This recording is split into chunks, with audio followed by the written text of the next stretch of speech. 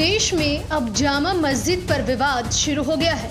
UP के अलीगढ़ स्थित ऐतिहासिक जामा मस्जिद को लेकर विवाद हो गया है। दरअसल अलीगढ़ के आरटीआई एक्टिविस्ट केशव देव शर्मा ने जामा मस्जिद को लेकर नगर निगम में आरटीआई दाखिल की थी, जिसके जवाब में नगर निगम ने बताया है कि ऊपरकोट स्थित 300 वर्ष पुरानी जामा मस्जिद का निर्माण सार्वजनिक जगह पर हुआ है और ये मस्जिद ऐतिहासिक धरोहर है।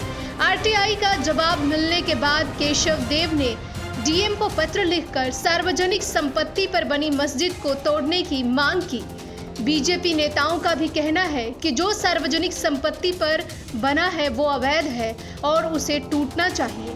वहीं सपा नेता इस मामले को लेकर बीजेपी पर हमला बोल रहे हैं और कह रहे हैं कि ये जनहित के मुद्दों से लोगों को भटकाने की कोशिश है। दरअसल अलीगढ़ के आरटीआई एक्टिविस्ट केशव देव शर्मा ने जून 2021 में जन सूचना अधिकार अधिनियम के तहत नगर निगम से कुछ बिंदुओं पर जानकारी मांगी थी, जिसमें पूछा गया था कि जामा मस्जिद किसकी जमीन पर बनी है, इसका कितना टैक्स जाता है, जामा मस्जिद जिस जमीन पर बनी है उस जमीन का मालिकाना हक किसका है। नगर निगम ने आरटीआई के जवाब में जो कहा है वो आपको भी जानना चाहिए। इस पर नगर निगम ने आरटीआई का जवाब दिया कि जामा मस्जिद पर मालिकाना हक किसी का नहीं और ये सार्वजनिक जमीन पर बनी हुई है।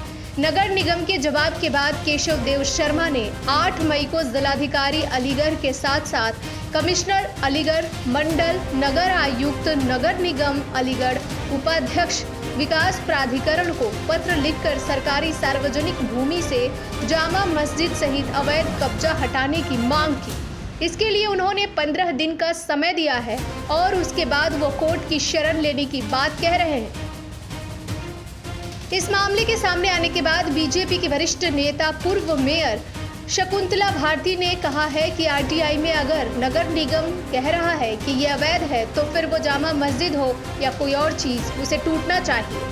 हम इस बात को लेकर सरकार को पत्र लिखेंगे और सीएम को इस बात से परिचित करवाएंगे। इधर पूर्व सपा विधायक जमीर उल्लाह ने बीजेपी पर निशाना साधा है।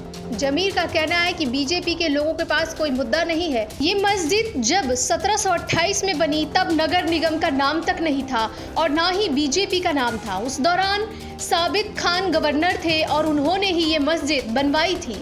इन लोगों की बातों पर कोई ध्यान न दे। उनको ये भी नहीं मालूम कि ये जामा मस्जिद सरकार के संरक्षण में है। किला और जामा मस्जिद सरकार के गजट में है। उनकी सोच गंदी है और उनको अक्ल नहीं है। ये हमारी धरोहर है, ये हमारे हिंदुस्तान की खूबसूरती है। आरटीआई के माध्यम से जून 2021 में क्वेरी आई थी। उनके संबंध में अगर नगर निगम द्वारा इसका भी जवाब दे दिया गया, नगर निगम की माने तो उसमें 128 हेक्टेयर का रकबा है और जो सार्वजनिक भूमि पर स्थित है। अभी किसी भी धार्मिक स्थल पर शहर में कोई भी कार्रवाई के लिए ना तो कोई विचार है ना ही प्रत्याशित है, यानी आगे भी ऐसा नहीं करने की बात उन्होंने कही है।